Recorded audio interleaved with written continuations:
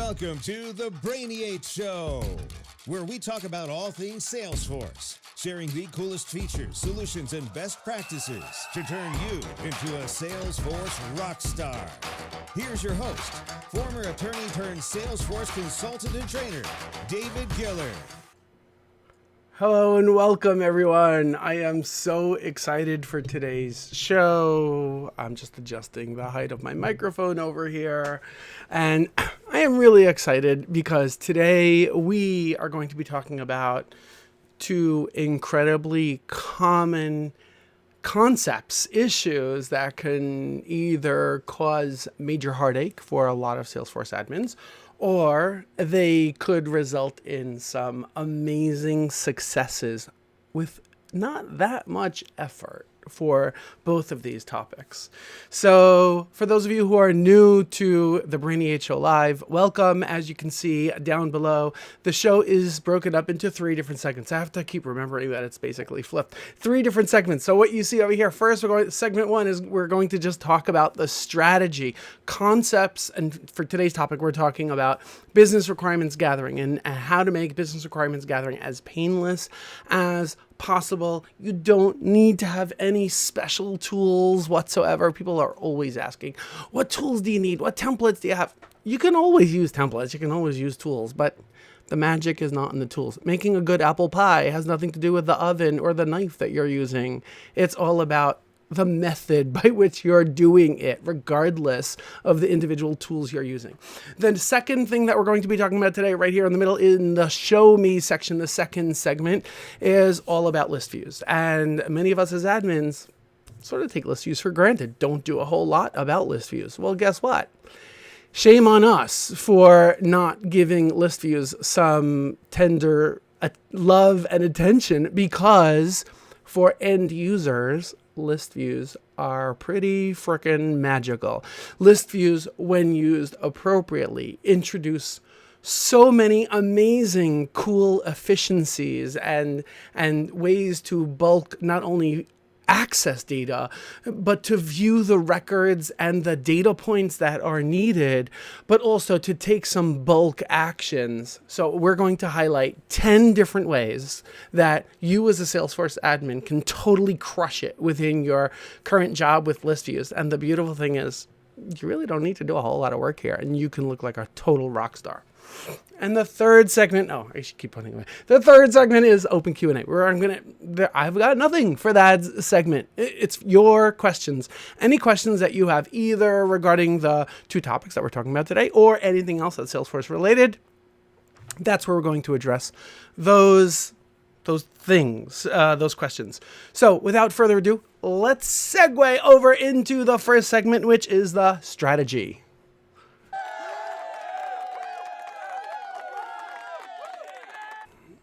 Okay, so for today, oops, I didn't mean to be on this page. Hang on one second. Let me, where am I? Over here, and let's go all the way back. Okay, so I know I broke my own rule. I said that I don't usually use PowerPoints or anything for the first segment, and as I was putting together my notes, I'm like, I think it'll come across better if they can see the words, so that the information, like, I don't want you to have to scramble to take notes or anything. So I whipped up this presentation in order to easily put all of the words on a slide of paper. So what we have here, or into a PowerPoint presentation, I should say, 5 easy steps for 5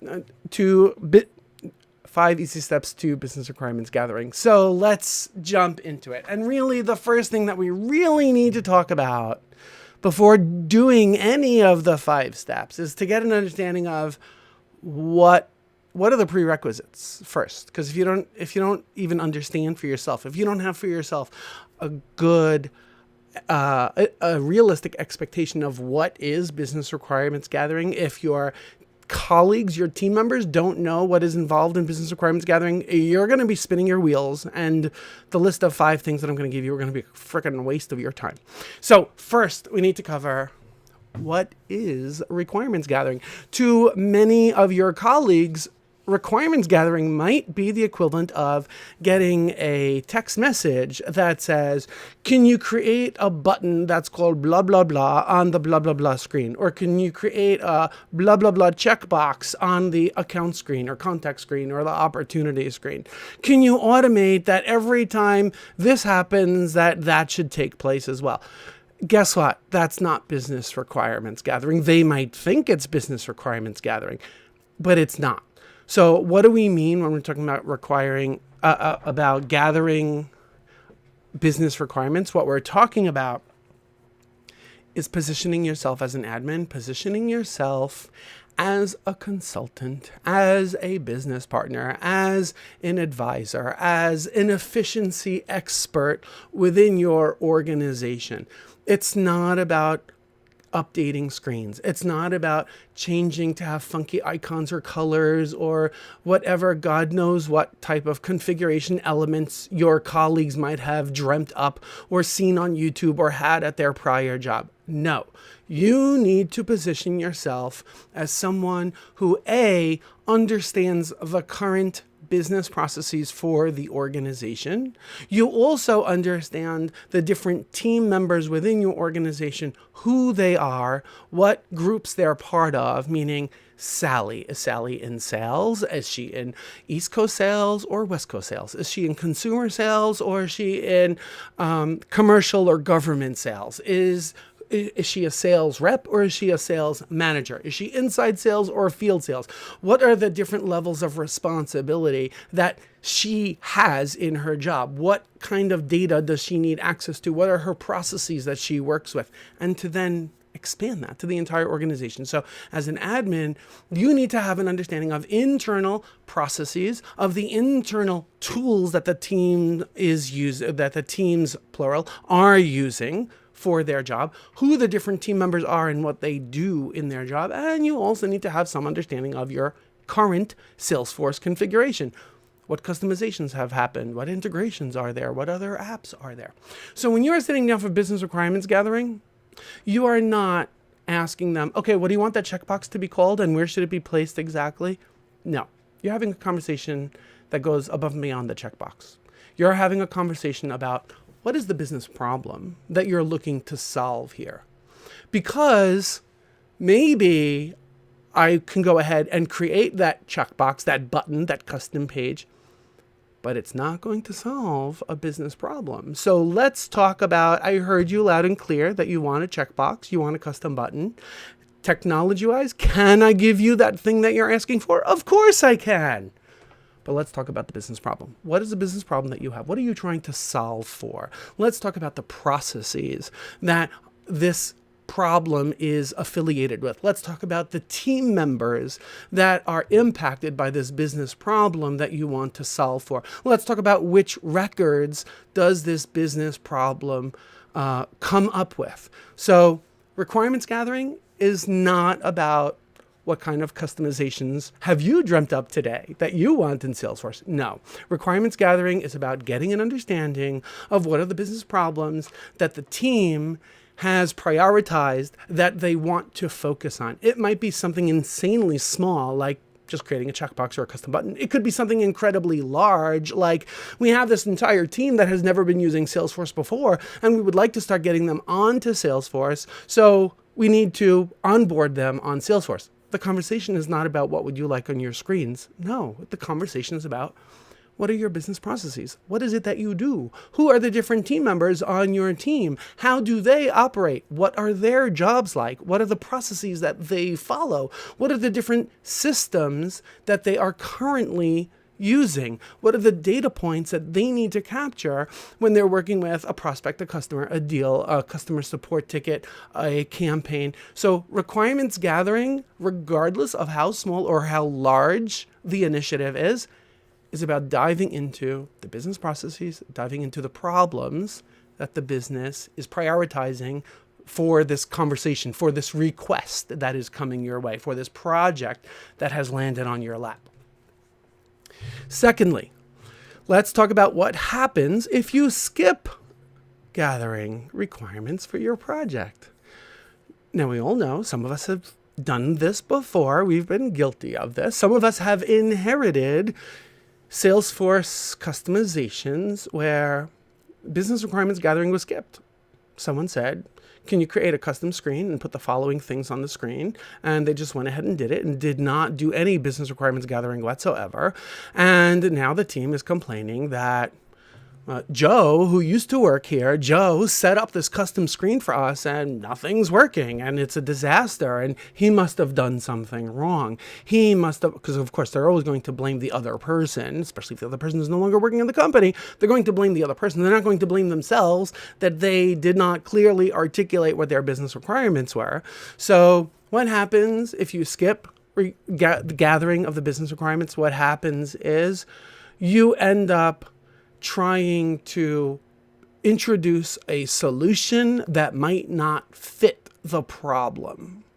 I often turn to clients and I say, by you coming to me and asking for a checkbox, the custom button, the custom whatever it is, that's sort of like a patient that walks into the doctor's office and the patient says, listen, my elbow is really hurting me. So can you give me a prescription for blah, blah, blah? And I want you to operate on it to do the following type of operation with the following type of gauze and the following type of tweezers and use the following types of stitches. And I want to have the following types of physical therapy after the operation is done. Can you go ahead and do that? And the doctor just blindly listens to all of it? No, that does not happen.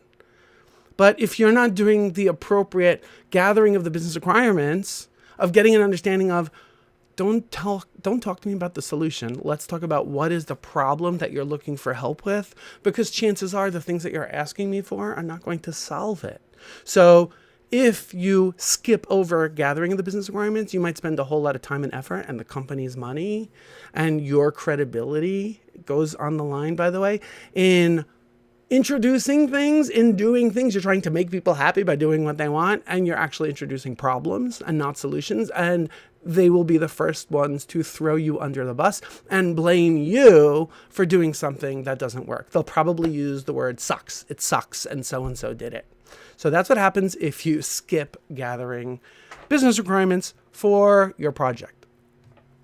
So before you start, you need to do the following. First, you need to establish what are the goals, what are the objectives of this project. You also need to identify and get access to. So it's not only putting together a list of who are the right stakeholders, who are the users that are impacted by this. You actually need to talk to them. Don't talk to someone who is like their senior leader who doesn't even use the system and has no idea what they actually do, but is asking for you to introduce the following things in Salesforce. Like, be respectful about it. Okay, great. I hear you, senior executive, but before I do anything, I actually need to talk to some of the folks on the team who are actually using it to make sure that we're not introducing more chaos than solutions here. So we need to identify who are the right stakeholders, who are the right users, and we actually need to talk to them. We need to engage them in the conversation. So there are a couple of different ways that you can do business requirements gathering. And this ties very closely to like what types of tools can you use to do business requirements gathering.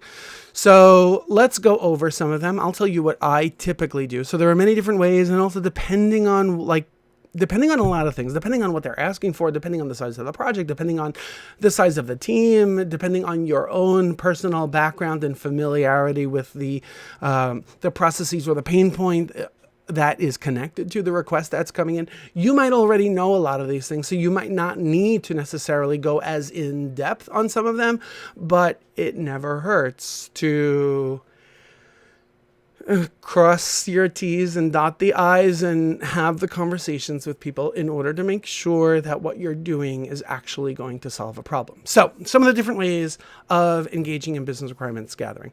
One way is document analysis. And what I'm talking about with document analysis, I'm not talking about reading the email that someone sent you.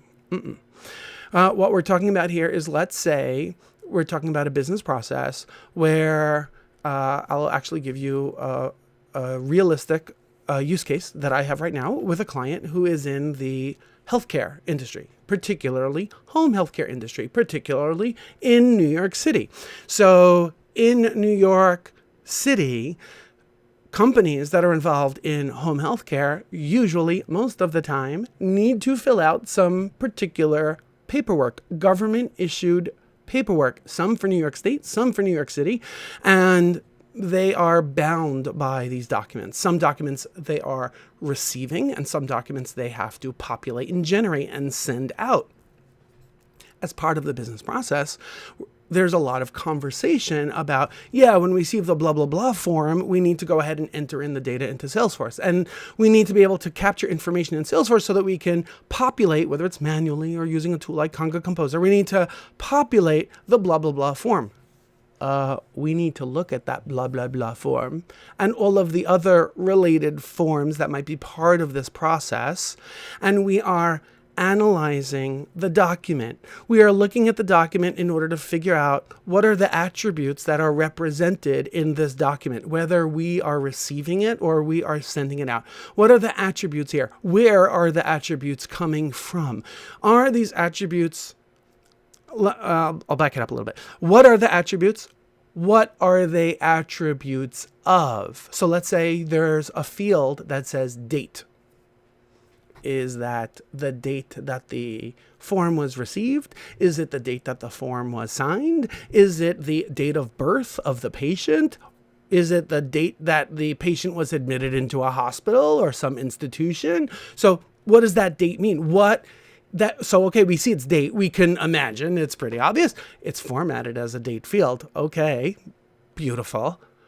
But what is it an attribute of? Once we know what attributes we have and what is it an attribute of, is it stored in Salesforce today? The answer might not always be yes. The answer might be, no, it's not stored in Salesforce, and we don't want it stored in Salesforce for all sorts of reasons. The answer might be, it's not stored in Salesforce today, but nobody ever thought of it, actually. It would be a great idea if we stored it in Salesforce. So now we have to figure out, if we know what it's an attribute of, that can help us determine on which object does this attribute belong. By having the form and having the conversation and having an understanding of how would the process around these forms. So that's what document analysis is all about. That's how we're going to identify what the business requirements are about these forms. Then we also need to know who is responsible for this data, for capturing the data, who should have access to even view the data, who among the team members should have access to edit the data that is represented here. So document analysis is about looking at all of the documents. The documents can be government issued forms, like the example I just gave you. It could be some existing SurveyMonkey forms or Google forms or spreadsheets or paper forms that are being filled out in triplicate today. Forms that are maybe we are getting emailed into us and they're sent as attachments that we need to review and then do the data entry back into our system. Maybe we're talking about the document might be a web form that we need to fill out for one of our vendors when we are placing an order for additional supplies or materials or something like that. So document analysis is identifying all of the different documents, whether they are paper documents, digital documents, web forms, all of the different documents that are involved in a particular process, and asking a whole lot of questions to get an understanding of the attributes that are on there, who is using them, who should have access to them, who should have edit access, etc., to all of these records. Document analysis. By the way, document analysis can also be, I was talking specifically about forms, document analysis could also be, and pretty much every time I start off a project with a new client, I turn to them and I say, by any chance, do you have any type of employee manual or a process map that will, maybe you already have a lot of it documented in terms of the processes of the steps that your team members do in order to perform their jobs, in order to handle customer support tickets, in order to handle the outbound sales initiatives that you're doing and converting those prospects into customers, the deal management process. Maybe that's already documented somewhere. There may or may not be process maps. It might just be Microsoft Word documents with a bulleted list, checklists of some kind. So those could also be documents that you're analyzing as part of part of this initiative. Another option is interface analysis. Interface analysis is where someone says, perfect example might be, we're currently capturing all of this data in Excel and we would like to start, we realize we should not be using Excel, we want to start using Salesforce. So help us get this data that currently does not have a home in Salesforce, help us put it into this other system. So interface analysis could be something like Excel. Excel could also be a document, but an interface could also be some other system, maybe a legacy CRM, maybe some other web system of some kind that is being used. And by looking at that, by doing a screen share, by seeing the screens that the users are interacting with, we will get an understanding of the context. When is it that you actually go to the screen? Who is actually accessing this? What things are you either reading from here or entering onto here? So that's what interface analysis is about. Interviews. You're just sitting and having a conversation and asking someone all of the different questions that you need in order to get an understanding of what it is that they need, what their processes are, what business pain points they are experiencing that they're looking for your help with. Requirements workshops. This is where you might have 4 or 5 people that are intimately familiar with the business processes, affiliated with the particular project that you're working on, and you're inviting those 3, 4, 5 people. You don't want to have too many because you're going to have too many voices of conflicting opinions, conflicting everything. So people who truly represent they are subject matter experts and they are stakeholders and they can truly represent the processes that you need to focus on. So basically you're bringing them into a room and you're basically having them do a brain dump. They are essentially explaining, here are all of the things that I need when I work on it. And this person sitting next to me, we work together. We both do the same thing. So the other person sitting next to them will say, oh yeah, and what about those other scenarios? Sometimes we need to use this other form. And sometimes we have a slightly different process. So by having a requirements workshop, you can have multiple colleagues on either the same or similar teams that work together. They collaborate together, all in a room together, and they are cumulatively doing some type of, I'll call it brain dump. That's the requirements workshop. So I purposely called it a brain dump in comparison to the next item that we have here, which is a brainstorming session. A brainstorming session is where the team does not necessarily know what they need, what they want.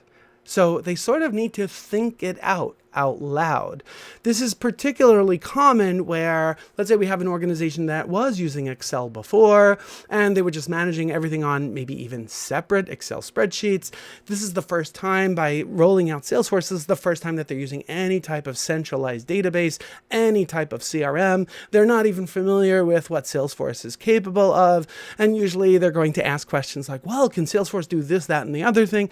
And the answer is, it's irrelevant what Salesforce can do. What's important is, what is it that you need? What are your requirements? What do you need from Salesforce? Because Salesforce can have a ton of features that are totally irrelevant that we actually need to hide from your screens so that they're not distracting and overwhelming to everyone.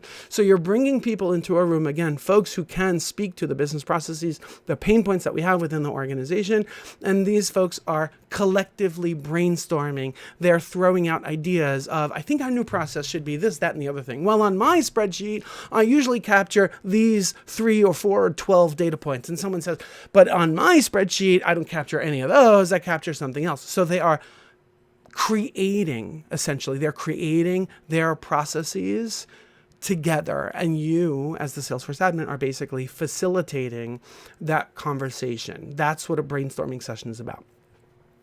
What is an observation? Very easy. Observation is basically the equivalent of you looking over their shoulder, and they are showing you exactly how they do the steps in their process. They are showing you, here are the pain points that I currently have. You see how every time I have to cut and paste the stuff all from this other thing into Salesforce or from Salesforce into this other thing? That's why I need your help. So can you help me out with it? So you are looking over their shoulder. They are showing you exactly, here's what I am doing. Here are the steps in my process. Here's how I perform them. These are the systems or documents or screens that I'm looking at in order to perform these steps. So observation is you looking over their shoulder and seeing what it is that they're doing. Next, and I purposely left this for last because this is usually the worst method for gathering business requirements, but it is still valid. Surveys or questionnaires. When you send out surveys or questionnaires, asking people things like, what are your pain points, or what is it that you need from Salesforce? If you could wave the magic wand, and what types of features would you like to have that can make your life easier? You're going to get incredibly vague, grandiose, nonsensical, or people are going to vent. You're not going to get a whole lot of clarity.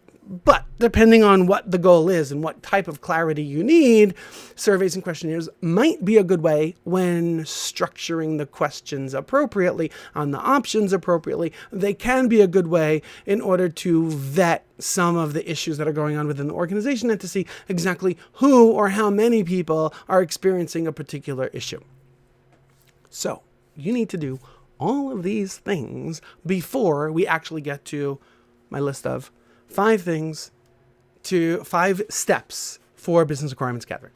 So the first thing is document everything and be transparent about it. So now I'm going to sort of infuse, as I go into each of these 5 things, I'm going to infuse how I do these. So especially, by the way, what I'm about to tell you, I was doing it before COVID, but especially with COVID, when everyone is working remote, it makes it actually way easier. Simply use whatever web conferencing, video conferencing tool you're already using, and use the record feature. I have it set up turned on by default for every Zoom meeting that I have.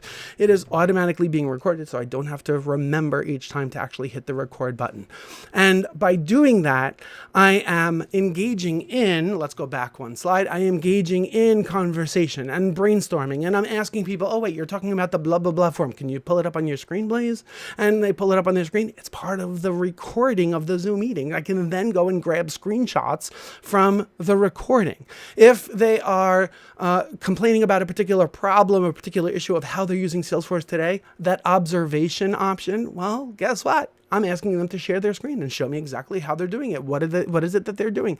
What is the issue that they are having? So by having it by using, and it doesn't matter if it's Teams, if it's Zoom, if it's Google Meet, if it's WebEx, it doesn't matter. Whatever video conferencing system you're using, leverage the recording functionality that you have within that platform. So when we're talking about documenting everything and be transparent about it, in addition to recording the Zoom meeting, what I am doing is typically when I have a meeting, I am pulling up, and it doesn't matter if it's Microsoft Word, if it's Evernote, if it's Google Doc, if it's Notion, I am pulling up some blank document where I am capturing a summary in addition to the recording, a summary of what I heard. And if someone else is not sharing their screen, by default, I am sharing my screen with that document open because I want that the other team members who I'm working with, who I'm meeting with, they should see, here's what I've documented so far. So you guys might have been babbling for the last 15 to 20 minutes, but so far I only have one bullet point. Did I miss anything? By sharing that level of documentation, by being transparent about here's what I have so far, you're also holding them accountable. They might not realize it, but you're actually holding them accountable to what requirements they have articulated, they have shared with you so far. So document everything and be transparent about it. Next, don't make any assumptions about any requirements. When they say things like, well, we want that every time we have a dormant customer, we want the following process to kick in. Okay, can you define dormant customer? How do you define dormant customer? It's a customer that we haven't done business with in a while. Okay, what does that mean exactly? So if I were to go into the system and run a report, to run a query, what do we mean by that? We haven't done business in a while. Does that mean people that we have not had an opportunity won within the last 6 months, 2 years, 12 years, 30 years? What does that mean exactly? So don't make assumptions about anything. Don't make assumptions about acronyms, about abbreviations, about any definition of anything. You need to get the team members to very clearly define what they mean by whatever it is that they're talking about. Next, it's a little redundant, but I put it there anyway. confirm, confirm, confirm. When I say redundant, I'm saying it's redundant because we're also being transparent about the documentation. But even though I'm showing them the documentation as I'm creating it, I am then going over my notes, not only my notes, I'm going over the transcript from that Zoom meeting recording. And yes, I create a transcript. So I personally use, many of you have heard me talk about this and have seen how I use it. I use a tool called Descript. And I'm not going to show you Descript now. So I use Descript for pretty much every Zoom meeting that I have where I need to save the recording. So basically, I will take the recording from Zoom, I will upload it into Descript. Descript will automatically create a transcript from it. Descript will also allow me to enhance the audio, especially Zoom, the audio recording, it sucks. So Descript will automatically enhance the audio and make it sound really good. Descript will allow me to, with 2 clicks, automatically take out all of the gaps of silence, all of the wasted time, like we're waiting for someone to actually find the document that they're looking for. It will automatically delete out of the recording all of the filler words like and and it'll just remove all of that so everyone sounds a whole lot more intelligent. It's wasted time and wasted space in the recording. You will then have, and by the way, when you are looking at the transcript and you see that, oh yeah, the first 2 to 3 minutes we were just chit-chatting about who did what over the course of the weekend and just welcoming everyone, you can just select it just like a Google Doc. You select the text and you delete it and boom, it's gone from the recording. So it allows you to do a lot of things with the transcript and edit the video. And then it allows you to create a web page that you can have password protected and you can share it with the team. So you can take from the transcript, just cut and paste that into your document of here are the requirements that I heard. You can share with them the recording of it and go ahead and confirm with them. Here is the document that I've captured where I've captured all of the notes of your business requirements. Here is the link or the multiple links to the meeting recordings of all of the meetings that we had to discuss the business requirements. You tell me, did I miss anything? Did I misunderstand something? If maybe as you're looking at it, you're realizing, oh yeah, there was a couple of other topics or a couple of other scenarios that we should have discussed and we forgot to talk about it. So you need to confirm everything with the people who are asking for whatever it is, the subject matter experts, the subject matter experts or the stakeholders that are involved in this project. So you need to confirm everything with them. Practice active listening.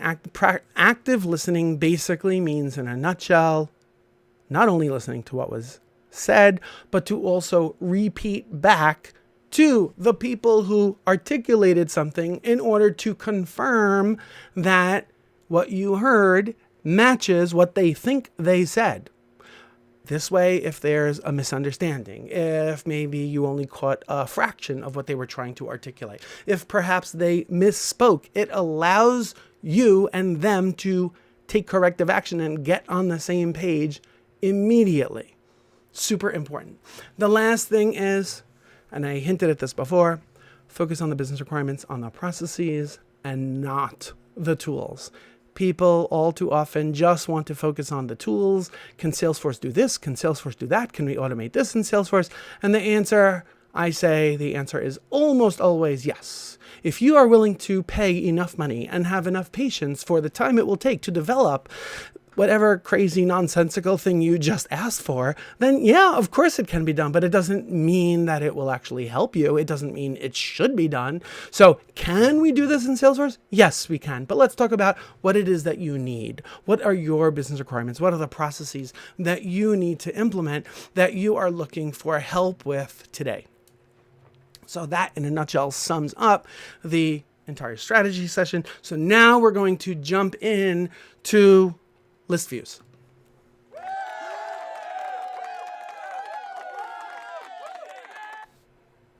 All right, so what we've got over here is 10 secrets to supercharge your Salesforce with list views. And here I'm purposely keeping it as a Google Doc because I really need to focus on showing you certain things on the screen and not so much about the Google Doc. But first, let's talk about some of only the first 2 are really conceptual and everything else is, really showing you stuff. So the first one, allow your users. This might sound so ridiculously simple, but I can't even tell you how many times I've seen that this was not done in many organizations. Allow your users to create their own list views. And the default visibility setting, many people don't realize, many project managers, many Salesforce admins who are new to Salesforce, they don't realize that list views and reports in Salesforce, it doesn't matter what filtering you put on it. The default visibility settings that a user has in Salesforce will also apply across all list views and all reports that they will see in Salesforce. What that means is, if let's say I am a summer intern in an organization, and in my role as a summer intern, I only have visibility into a grand total of, let's say, 10 accounts and all of the contacts at those 10 accounts. And even on those 10 accounts, I only have access to the account name and the mailing address. And that is it. On the contacts, I only have access to the first name, the last name, the email address, the job title, the mailing address, the phone number. And that's it. I don't have access to anything else. So when I go into Salesforce and look at those particular accounts or those particular contacts, I see very limited data. That means that if I, as the summer intern, if I go into a report and I pull a report that with no filters on it, show me all accounts, show me all contacts, and I bring onto that report, or I access a pre-existing report maybe that already has on it all different kinds of fields that go above and beyond what I am permitted to see on the page layouts or on any record, guess what? I will still only see those accounts and those contacts that I am permitted to see in Salesforce, even if there are no filters on that report. And even though there might be additional fields in that report, I will not see them. I won't see those columns. I won't see any of the data. I will only see those fields that I am permitted to see in Salesforce based on field level security.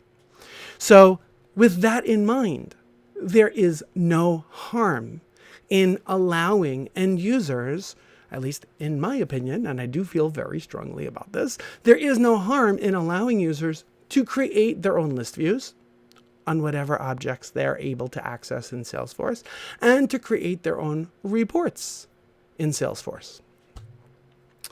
So, really important point. I just wanted to get that out of the way. In case you're wondering, how and where do I set that up? Oh my God, David, in our organization, nobody can create their own. So how do we set that up? When you go into the profile, you go in the profile section, you go into system permissions, and I can actually show you right over here. I'll do it real quick. Go into setup. Come on, internet, keep up with me. So if I go into a profile,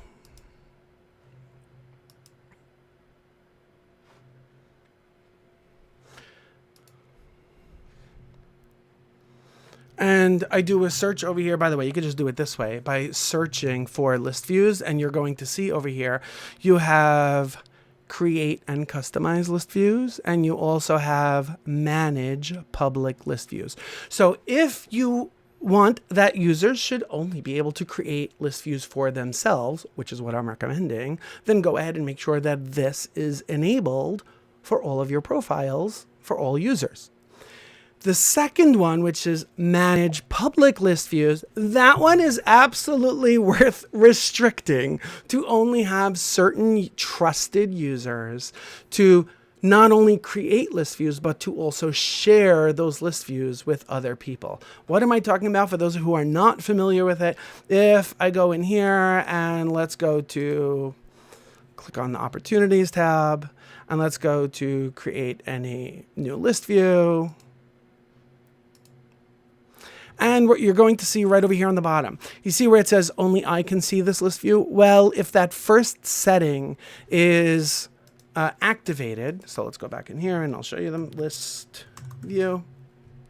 If that first setting of create and customize list views is active for the user, they will absolutely, they they actually won't even see the option because that will be the only option that's available to them.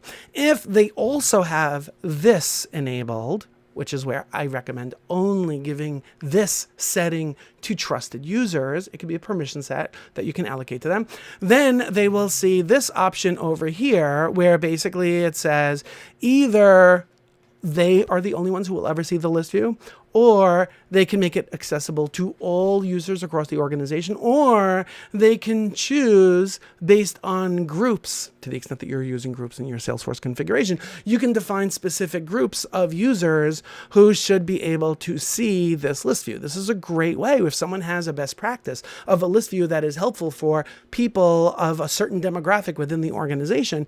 Let them, why should everyone have to recreate the exact same list view? Let one person create it and let them share it with their colleagues that can also benefit from it. So this is incredibly important stuff. So that's the first one. Next, if it's not already obvious, teach your users how to use list views. It's not going to take that long, and they will really appreciate it.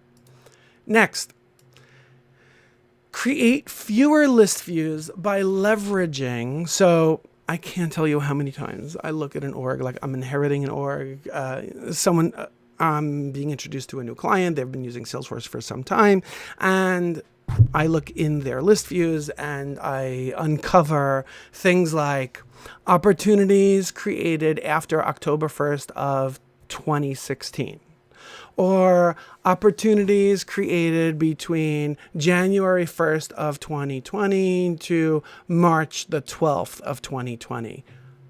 You don't necessarily need to do any of that. You can use dynamic filtering, especially the most common situations are these two, to filter by owner and to filter by relative dates. So what am I talking about over here? Let's go in here into any one of these. It doesn't really matter. And let's go here to edit the list filters, and what you're going to see over here, and it really does not matter what object we're talking about. So the first thing that you're going to see in the list views, you're going to see where it says filter by owner. By default, it shows mine. So if it's opportunities, it's my opportunities. If it's cases, it's my cases. You're going to see over here this filtering criteria. So if Joe wants to create his own list view for his accounts, his cases, his opportunities, you don't need to have a filter that says Joe's cases or Joe's open opportunities. You create one filter and one list view, and it applies to everyone on the team. You can now, as the admin, you share that list view with everyone on the team. You teach them that it's accessible to them and they can go ahead and use it. Everyone does not need to scramble to recreate their own list view, because you've already done it for them. By putting my opportunities, the running user, it's going to automatically filter for the running user, whoever the user is that is accessing that list view. My opportunities. Similar, you can have my opportunity teams as well as my team's opportunities. For those of you who are not familiar with what we're talking about, it's a little bit of a tangent, but I'll go there real quick because I want to be careful of the time. I'm looking at the clock. My opportunity teams, if you're using the opportunity teams functionality. This is where I am a member of the team. The opportunity might be owned by someone else, but I am on the opportunity team. My team's opportunities means my opportunities and the opportunities owned by my direct reports. So that's what we're talking about over here. So the first thing is filter by owner. Go ahead and leverage it. It's going to make your life easier. It's going to make your users' life easier. They're going to love you for it. They don't have to recreate everything all the time. Next, use relative date filters. So what we're talking about is, let's say over here, we want to filter not on amount, but let's pick any date field. So it could be created date, it could be last modified date, it could be close date. It doesn't really matter. So we can do over here things like, so you see we have equal, we have greater than and equal, less than, etc. So we could do things like last 2 years and done, and hit save, and it's automatically, we have a lot of really old garbage in here. So let's do is less than or equal. I keep forgetting. Less than or equal is going to be more recent. No, it's older. Oh, I got it right. No, that's close date. So I'm not displaying the created date. So you can see over here that you can apply this. You could do for today, tomorrow, last quarter, this quarter, the next 2 quarters, last week, the current and previous 2 years. You could do like all different kinds of really neat filtering simply with relative dates. By the way, both of these also apply to reports, but make sure to use them for list views. Next, modify the fields displayed and the column settings to maximize productivity. This might sound super obvious, but guess what? If your team is looking, let's say, at this list view, but the columns that are displayed over here are wasting space. If, for example, this is a list view where by the name of the list view, it says stage is, show me all of the open opportunities where the stage is initial internal review. It makes no sense to display the column of initial internal review. If it's all of my opportunities, it makes no sense to show who the opportunity owner is. It's a waste of space. So either get rid of it entirely or replace it with other data points that the team will benefit from, that they'll find more useful, that they won't have to click into the actual record in order to go ahead and find those data points. So make sure to review all of the data that you're displaying in your list views, or teach your users how to do that with their own list views, and people will find them way more helpful.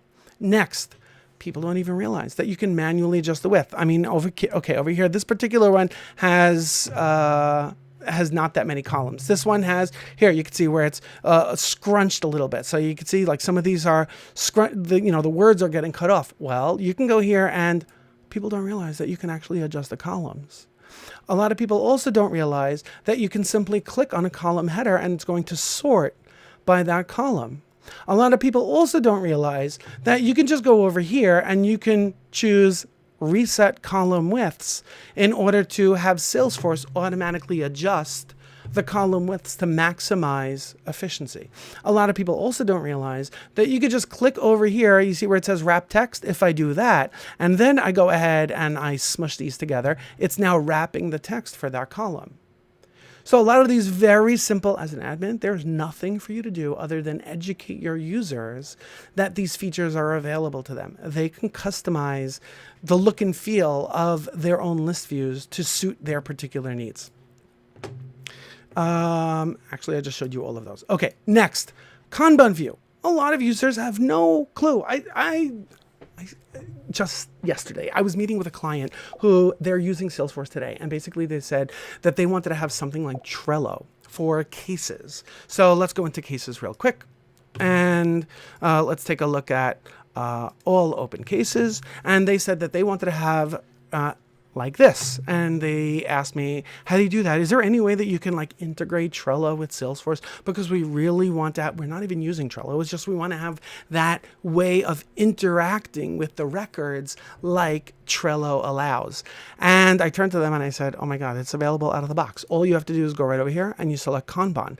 And when you do that, so in this particular list view, what we're looking at is 2 different record types. We have a record type for facilities and another one for technology. And then it's sorting it by status. Well, I might say that's all fine and dandy, but I don't actually want to see it by status. I want to see it by subtype. So we can go here into Kanban settings, and we can then choose to not sort it by status, but to sort it by, and now I don't remember off the top of my head if it's type or subtype.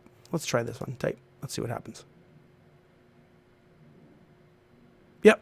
So for technology, I can see by type, I can see them all grouped by column. And then for facilities, I can see the same kind of thing. So not only does it allow you to easily change the visibility, and by the way, in case you weren't already aware, by going and dragging and dropping these into any other column, you're actually updating the records. You're not just playing around. You're actually updating the record just by dragging and dropping. And what you see over here, it's automatically creating a tally for your users, especially if you're talking about opportunities. You're looking at a list view of opportunities that's showing a pipeline. So if we look over here, all opportunities, and let's go here and take a look at it by Kanban view.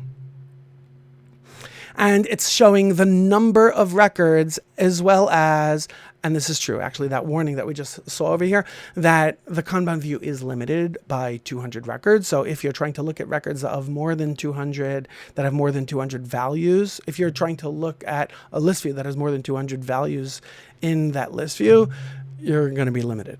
But so long as it's less than 200 records, watch this. If I go here and I drag this over into qualification, not only did it update the opportunity, the stage of the opportunity, but it also updated the total sum, and it also updated the tally over here, the count of how many records. So leveraging Kanban is incredibly important. Next, you can also leverage split view. A lot of users, I personally do not like this user interface that I'm about to show you, but a lot of users totally love it. So you need to teach your users that this is available to them. You can go over here to any list view and simply choose the split view option. And what it does is it puts the exact same records that we were looking at before. It lists them over here on the left-hand side. And then when you click on any particular record, it's going to show you the details of that record right here in the main portion of the screen. That, to the end user, this is, for a lot of end users, this is way better because they don't have to open it in a new browser window. They don't have to open it in another tab and then go back to the list view of, wait, where was I on the list? They could just do this. And by the way, what you can also do, if let's say I really want to focus on this opportunity right now before going back to the list view, all I have to do is click on that. And boom, I'm only looking at the record itself. And if I want to see the list view, just click in the margin and I'm back in the list view. So really, really powerful stuff. Next, filter your list view to include only one record type, and then you can leverage inline editing. So what are we talking about over here? Let's go over here and list it as a table. And I believe I already have over here a list view for, let's do this, all personal injury opportunities. Wait, let's get rid of that filter. That might do the trick. Here we go. So now that I'm looking at just what I filtered my list view. It doesn't matter what object you're on. I filtered my list view to only include one record type. Now, when I hover over these, you can see that there's a little pencil icon. So I can go into any one of these, and it's not for all fields, only for some fields. So if, let's say I'm looking at this and I say, oh, wait a minute, this one has the court is listed as State of New York, and that's actually wrong. I need to change this. Well, I can simply click into here, and if it's a pick list, it's going to show me the actual pick list that's available for that field. I can go ahead and make the change. I can go ahead and hit save. I can edit the record inline on the list view. Similarly, if I need to update records in bulk, I can simply go here and let's say I'm going to pick a whole bunch of these. I'm going to sort of like cherry pick a whole bunch of these. And then I can go in over here and choose that list, that same list view. And now when I'm changing it, Salesforce is also asking me, do you want to update all of those records that you selected? So when I go here and I make that change and I populate that checkbox, it's going to select all of those records. And once I hit save, I just bulk updated all of these records. This is an incredibly powerful tool to get your users to update, to keep their own data clean, update their opportunities, update their contacts that are missing a job title, update their contacts that are missing an email address. I mean, I can go on and on with a million different examples. This is really, really powerful stuff. The next thing that I want to suggest is, especially when you are looking at a list view and you want to do something in bulk.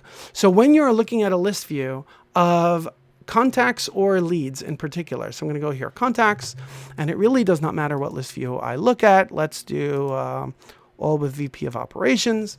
And I could either just select all, or I could cherry pick over here whatever I want. I can hand pick whichever records I really care about. And let's say these are the people that I want to add into a particular campaign. These are the folks that we're going to start doing a calling initiative to start inviting these people to an upcoming trade show.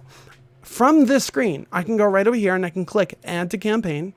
And I can either choose an existing campaign or I can create a brand new campaign directly from this screen. So I'm on the new campaign screen. I just went from the list view to a new campaign screen. And once I go ahead and do that, I can go ahead and hit submit, and I will add all of the people that I selected from this list into that campaign. For someone who's in sales, in marketing, that is very, very powerful. And if you as the admin have not shown your users that this is available, like, we need to get on that pronto.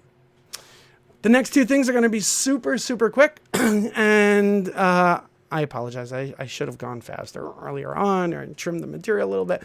So let's say a user has a particular list view that they love. And usually they will turn to you and they will say, oh my God, I created this list view and it's like so perfect for me. And I want that to be the default, that anytime I go to the contact screen, I should have that particular list view. So what happens now? If I go to and I click on the contacts tab and I go, right now, the default is recently viewed. But if I want it to be that particular list view that I had before, which is all VP of operations, all I have to do is click on this push pin and it pinned that list view as the default. So you can only choose one per object, standard or custom object, and it's per user. So every user can choose their own, whatever it is that they like. Now, if I navigate off of this and then I navigate back on here, the default list view that I will see is this one that I chose. Next, very similar, but different from what I just showed you. Let's say I don't want it as the default. I really like having the recently viewed as my default, but I want this. Oh, I already have it saved as a favorite. Okay, I'll remove it as a favorite so I can actually show you. Let's say I decide that I would rather have the recently viewed as my default, but this other one that's all VP of operations, I want to be able to access this from anywhere. I mean, sometimes I'm looking at a dashboard, I'm looking at an opportunity, and I always want to be able to jump back. I want to be one click away from this list view. And again, it doesn't matter what list view we're talking about, what object it's on. All you have to do is go over here and click add to favorites. And by doing that, I'm just going to randomly click on any contact over here. I could be randomly looking at any record, any report, anything in Salesforce. And if I want to go back to that particular list view, I can simply go over here and I can scroll down to that last item that I just updated. By the way, I can click on the pencil icon. I can give it whatever name I want. I can rename it. I can resort it in the list over here. But when I click on it, it will take me directly back to my favorite list view that I saved in my favorites in Salesforce. Next, what we have over here is, this is for the admin. So everything I showed you so far is really, well, the first one of updating the profile settings. Yeah, that's an admin thing, but otherwise everything else that I showed you, all end users should be able to do that. The last thing that I'm going to show you over here is, as the admin, if you realize that there is a certain population of users within your team where they might not even articulate it, that a particular list view they want to see on the homepage. I'll give you a perfect example. Like, let's say all of my leads that are collecting dust, all of my opportunities that really need attention, all of my cases that I'm expected to close in the next week. So any kind of list view like that, what you do is you go over here on the home page and you customize the page. You're going to see over here, I have it set as the default for many organizations. For a typical client, I will set up things like my open opportunities as the default on the home page. But let's say this list view is only relevant for people who are in sales. Well, you can go right over here and click on Edit Page. And then, some of you know exactly what I'm about to do, and then you go into that particular component for that specific list view, and then you can choose, just waiting for it to come up. So over here, I click on the list view for my open opportunities, and then I can go over here on the right-hand side and I can choose to set component visibility, and I can apply a filter and say, only show this to people whose user profile. So I could use any attribute of the user. So it could be their first name, their last name, their department, their job title, their profile, the role that was assigned to them. I can choose pretty much anything. I happen to prefer profile, but as you can see over here, I can choose pretty much any attribute that I have on the user. So I can say all users in the following department, all users that have the following profile, just displayed for them. And by doing that, the folks who are doing customer service work, the folks who are just working on leads and not working on opportunities, the folks who are working in marketing and they're not working on opportunities, they won't ever see this list view. Instead, they will see a different list view that's appropriate for them. Anyway, those are the things that I wanted to share with you. So now let's jump into the Q&A so I can take a look at, I'm behind on my time. Oh my God, I'm so sorry. Let me take a look at some of the questions that might have come in. I have not been looking at any of it. Okay. Guillermo's got a question over here. Let me throw it right over there. Is letting processes be created during a session a good idea in a project with a time limit defined? I would say yes, it is absolutely a good idea. However, put like a stake in the ground and essentially say, listen, if we don't have this clearly defined by whatever date, then it's going to have to be out of scope. So we need to define what is in scope for this project. The things that can be clearly defined is in scope. Anything that you still need to think about, that you still need to define, that's going to be for a future phase. And have a very clear list to identify, here's what's in scope and here's what's out of scope. It is a great question. Christy's got a question over here. If they choose a field that they can't see, will it be not populate, or will the field will not even be there? So there won't even be a column. Let's say, so we're talking about field level security, and for the intern who, let's say they pull a report of contacts and accounts, and let's say the field of favorite flavor of ice cream, which the intern does not have permission to see, is on that report. They won't even see that column available to them. So it's going to be that clean for them. They'll be oblivious to the fact that what they're looking at is even different from somebody else. And when I say oblivious, like I'm not even saying it in a derogatory way. It's actually a really good thing because it's just going to look very natural to them by seeing it that way. Okay, we've got a question over here. If you share a list view, will they be able to edit it? Would not want them to change my list. This is actually a really good question. So if they have the permission to manage the other people that you're sharing it with, if they do not have that permission to manage public list views, they will not be able to edit it. Only other people who do have the manage public list views, only they will be able to edit it. So if all of the other users only have the ability to create and edit list views, that means for their own. If they do not have the ability to manage the public list views, they will be able to see the other list views that other people created and shared with them, but they will not be able to modify those list views. That is actually a really, really good question, because in so many organizations, everyone has the best of intentions, but if we simply give everyone access to both of those features, which, I mean, sometimes it is appropriate to do, but that's the downside of it. Now you're essentially allowing any other user to modify the publicly shared list view. So that's actually a really, really good question. Kim, why do you suppose that Lightning does not let users drag and drop columns like you could in a Classic? I'm not sure if you're talking about the reports or the list views. Because on list views, when you're looking at what fields should be displayed, so what columns should be displayed in your list view, you do have the column. It's exactly like Lightning, like Classic. We have here are all of the fields available. Here are the ones that are actually visible. If you're talking about in a report, actually, I didn't talk about reports. So no, you are talking about list views. No, it's it's the same. It's, if I missed something, Kim, if there's more to this, please follow up with me. To mention the inline editing, Jennifer's like, I love split view, and that's why I teach it to people, because like, even though I don't prefer it, for a lot of people, they completely love it. They think it's a total game changer. And Lynette is also basically saying the same thing. Oh, and so is Lonnie. I'm sorry, I'm slow. Okay, I think we're good. Sorry I went over 5 minutes. Thank you all for joining me today. I hope you got something out of this. I will see you next time, and have a great day. Bye-bye.